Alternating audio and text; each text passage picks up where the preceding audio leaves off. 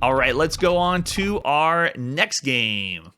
Okay, so last episode we introduced to the Atari home computer, released in two models, the 400 or 800, and this is our next game for the Atari home computer, or Atari 8-bit computer, 3D Tic-Tac-Toe. Hopefully you can play Tic-Tac-Toe, because if you can't, then 3D is going to be a little difficult. So let's take a look at some of the artwork for 3D Tic-Tac-Toe on your Atari home computer. Oh, it says two computer games. I don't know what that means. Back of the box shows you which cartridge to put in, and then it's Atari, so you can use your Atari 2600 controller on your computer. I love that. I want to pull up my Atari. There you go. All right, so this is an example of the cartridge, 3D Tic-Tac-Toe. Use your joystick, and that's why I love the Atari home computer. You can just take your controller from the 2600, plug it right into the computer, and play. And there's the example of the disc. This was using 5 1/4 floppy disks, the actual floppies that you could flop around. The old school discs. It is not the original disc. It is the first popular medium before we used the 8.5, the harder disc that we still called floppy disks. All right, so here we go. This is some screenshots, and that's good for there. We do have a manual for this. I'm not sure what the manual will be for 3D Tic-Tac-Toe. And I'm not sure if we're also playing against the computer on this one. It could be you need two people. All right, so here's the manual. There it is, 3D Tic-Tac-Toe for Atari 400 or 800.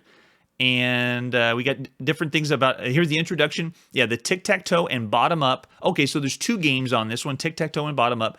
They're played on the grid you can see there, represented by the television perspective drawing of 4 square boards or planes. And they're played by 2 opposing players, one person against the computer. Okay, so they do have a computer. And then Bottom Up's a slightly different game variation than Tic-Tac-Toe, and they'll tell us, I guess, what Bottom Up is. Here's the examples of the 4 planes or levels. And then, how you could get a Tic-Tac-Toe from the 4 planes or levels. So you have to think 3-dimensionally. So in total, there's 76 possible ways to win. It's not possible to win using 2 or 3 planes. You must use all 4. So it's 4-dimensional? It's not 3 planes? Yeah, it's 4x4 grids for 3D Tic-Tac-Toe. So there's explains how to insert the cartridge. And then for using the joystick controller, yeah, it's showing you how to move around diagonally. And then you put your cursor on the blinking X or O. So you use the keyboard also on your computer. And then what resetting does and option does, those are different buttons that were on the home computer. And then difficulty levels, just like the Atari. Different game variations. And then here you go, Tic-Tac-Toe and Bottoms Up. So looks like, okay, so if you push T whenever it boots up, you get to Tic-Tac-Toe. If you push B on the keyboard, it does Bottoms Up. In this version, you play at the bottom level, and you move. The move can only be made a square on one of the top 3 levels. Only if the corresponding level, a square in the level directly below has been played in previously. So the object, of course, is the same as Tic-Tac-Toe. Place 4 X's or 4 O's in a row, but it just does it level by level. And there we go. They got different play modes, screen meshes. Oh, they even give you strategies of how to play, because this isn't just the same as Tic-Tac-Toe. It's a little more advanced. And there you go with Bottom Up. And then they show the game matrix. So that's the game manual. That's a lot about how to play 3D Tic-Tac-Toe. And then we got different versions. Let's see, an international version. We're going to go ahead and boot up our home computer. This is December 1979, playing 3D Tic-Tac-Toe on the Atari home computer. Okay, here we go. So we're at the beginning. And when you first start the game, it's similar to your Atari 2600 console, where whenever you first play, you have to hit reset. So I've hit reset, and now you can see I'm moving my X around the screen using the joystick. And then when I want to put the X or O, you push the button on the computer, on the controller. And so let's see if we have a second.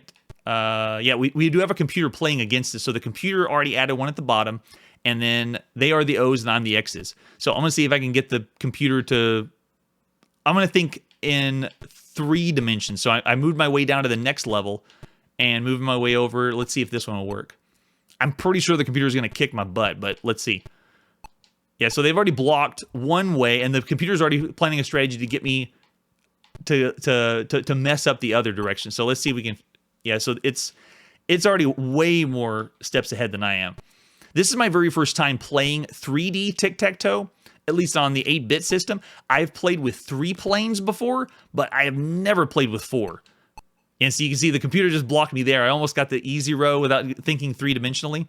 But the computer's trying to use a strategy where they're doing each corner to get the 3D Tic-Tac-Toe. And there you go. We can also see what the options are if we push the options button. Oh, to change the first letter, press the first letter of option. And then difficulty level, you can use the select key. And then you can also switch the variation of tic-tac-toe or bottoms up, just like we read in the instruction manual. So that is 3D Tic-Tac-Toe. And it's so helpful when we have the manual and all the instructions. All right, so that was for home computers. That's actually pretty good and would be fun, especially if you have someone who wants to play with you instead of a computer. So I'm going to go ahead and give that one 3 stars for the time. That was 3D Tic-Tac-Toe on your Atari home computer.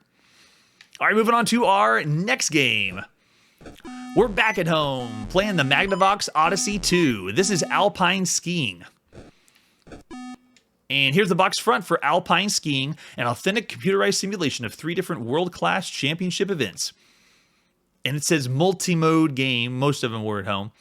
This authentic electric simulation of world-class championship skiing is so realistic, you can hear your skis cut through the powder as you traverse the slopes. Yes, it's 1979. Use your imagination. All right, so this is the box, and there's our cartridge. It looks like this has 1 game. We've seen other games you could play on the Magnavox Odyssey 2. And then example of the screenshot. All right, so we do have a manual. It's a homebrew manual for Alpine Skiing. They gave us the steps: dress warm, and then when you press 1, it looks like it shows you 3 different skill levels, and then it looks like there's gates you ski through to get your score, and there's different different ways you could play: the downhill, slalom, giant slalom, combined competitions, triple combined, and so timekeeping, which is a time trial type version. All right, let's take a look. This is December 1979, just in time for the Christmas season of 1979. This is Alpine Skiing on your Odyssey 2. When you first boot it up, it asks you what game you want to push. So on the console itself, you pull it up and you push the button on the console, which looks like a keyboard. So this is slalom, slalom, giant slalom, downhill. And so whenever one is on, then you can pick that one. Let's try giant slalom. How do we switch to the different ones? Because once it pulls up, there's no option to go to the next one. Oh, they'll be displayed at the bottom of the screen. To select the event, pull the joystick toward you when the name... Okay, you pull the joystick whenever the name's on your screen. So it's like playing roulette. So if we wanted to go slalom, there you go. So I pulled the joystick toward me, and now we're playing slalom. Oh, yeah, there we go. Home sound effects. All right, so here I am on the left. I'm the green skier. As you can see, we need to have 2 players, so no one is controlling the yellow skier on the right. And it looks like I'm not getting any points because I'm not going through the... I have to go through in between the flags on the course.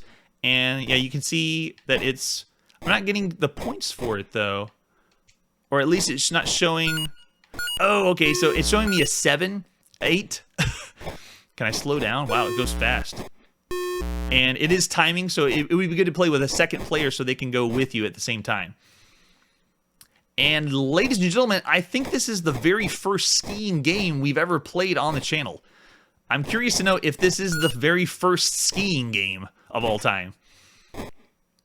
And it's possible that it's also on the Philips video pack, which was the Odyssey 2 in Europe. And yeah, so slalom works really well. Let's try a reset. And yeah, boots up again, and we decide what game we want to play. Giant slalom's probably the same. Let's try downhill. I'm pulling the joystick toward me for downhill. And then same as the other game, we have to have a second player to control. And now you can see I'm falling over as the green skier, but you just move your way downhill left and right using the joystick. Oh, we got ski sounds. The powdery snow is so realistic. This would be a great Christmas present for 1979 if you owned a Magnavox Odyssey 2. Yeah, so it's just reaction-based, timing-based.